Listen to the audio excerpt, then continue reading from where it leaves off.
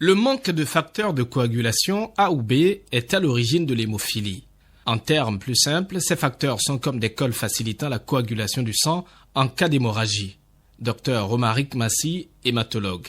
En fait, lorsque nous nous blessons et que le sang commence par sortir des vaisseaux, ces différentes cols sont appelées à fermer le trou de façon à ce que le saignement puisse s'arrêter. Dans l'hémophilie, ces facteurs de coagulation vont manquer. L'origine de ce déficit de facteurs de coagulation est à rechercher dans la carte génétique des individus. Selon le médecin, l'anomalie est portée par le chromosome X.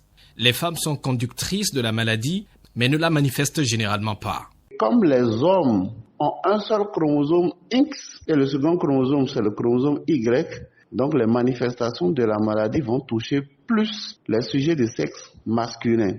L'hémophilie peut toucher plusieurs tissus de l'organisme, à l'extérieur comme à l'intérieur, le cerveau, l'arbre urinaire, le tube digestif et surtout les articulations. Dr Romaric Massy.